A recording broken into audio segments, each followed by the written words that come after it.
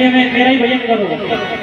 भगवान तो सिर्फ ये कहते हैं 24 घंटे में, यदि 1 घंटा भी मुझे दे सकते हो, और 1 घंटा भी नहीं दे सकते तो 10 मिनट तो दे सकते हो, और 10 मिनट भी नहीं दे सकते तो एक काम करो, क्या काम करते चलो, नाम रटते चलो, काम करते चलो, नाम रटते चलो, कृष्ण गोविंद गोपाल गाते चलो, कृष्ण गोविंद गोपाल गाते चलो, कृष्ण गोविंद गोपाल गाते चलो, कृष्ण गोविंद गोपाल गाते चलो, नाम रटते चलो, रटते चलो, कृष्ण गोविंद गोपाल गाते चलो।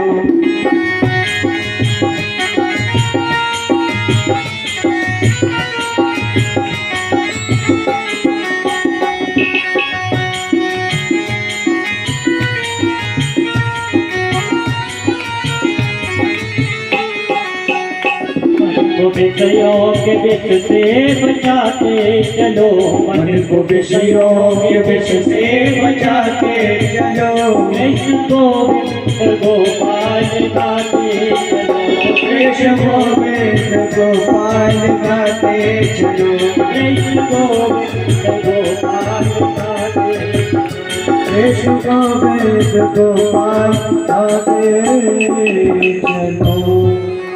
भगवान ये नहीं कहते कि 24 घंटे भजन करो, परंतु जितने समय करो तो पूर्ण समर्पण के साथ करो। हमारे तुम्हारे जीवन में जिस दिन से जन्म लिया है तब से भगवान ने ये मनुष्य तन हमें किस लिए दिया जानते हो? कि पूर्व जन्म में न जाने कितने शुभ कर्म हमने किए होंगे, तब परमात्मा ने हमें ये मनुष्य तन दिया है, और इसे हम किस चीज में बर्बाद कर रहे हैं? भागवत जी में एक श्लोक आता है, निद्रया ह्रियते जगतं विवाहेन च भावया, दिवाचारते हया राजन कुटुंब भरणेन वा। हम अपनी रात्रि सोने में और दिन परिवार के भरण पोषण में ही गवा देते हैं। ये तो हम सोच ही नहीं पाते कि हमें ये मनुष्य तन मिला किस लिए है। तो सबसे पहले हमें यही सोचना चाहिए कि भगवान ने हमें मनुष्य तन दिया है तो बड़े सौभाग्य से दिया है। इसीलिए कहते हैं, बड़े भाग्य मानुष तन पावा, बड़े भाग्य बड़े भाग्य मानुष तन पावा, बड़े भाग्य मानुष तन पावा, सुर दुर्लभ सब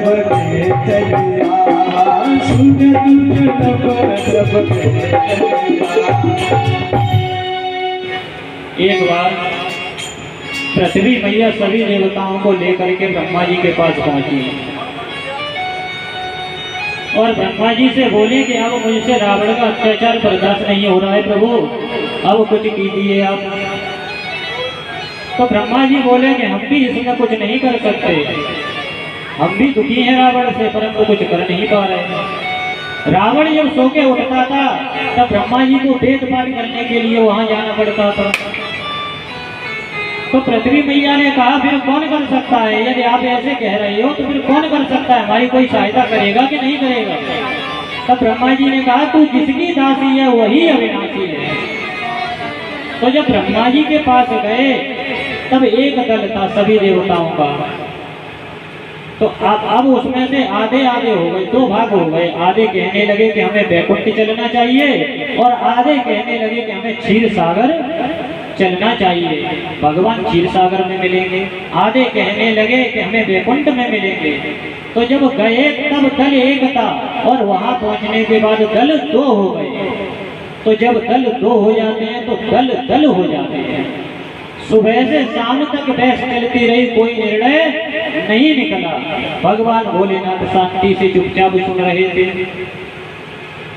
जब सांझ हो गई तो सब देवता हाथ जोड़ करके भोलेनाथ के पास आए, प्रभु अब आप ही कुछ निर्णय निकालिए, हमें क्षीर सागर जाना चाहिए या बैकुंठ में जाना चाहिए। तब भगवान भोलेनाथ ने कहा, ना तो तुम्हें क्षीर सागर जाना चाहिए और ना ही तुम्हें वैकुंठ में जाना चाहिए। तो देवता हाथ जोड़ करके बोले प्रभु फिर क्या करें, इस पाप से छुटकारा कैसे मिलेगा। तब भगवान भोलेनाथ कहते हैं हरि व्यापक सर्वत्र समाना, व्यापक सर्वत्र समाना, व्यापक सर्वत्र समाना, प्रेम से प्रकट होए में जाना, प्रेम से प्रकट होए में जाना, प्रेम से प्रकट होए में जाना। भगवान भोलेनाथ ने कहा तुम्हें कहीं जाने की आवश्यकता नहीं है।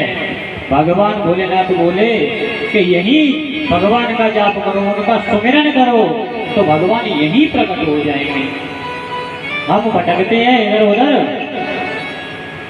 काशी जाते हैं, मथुरा जाते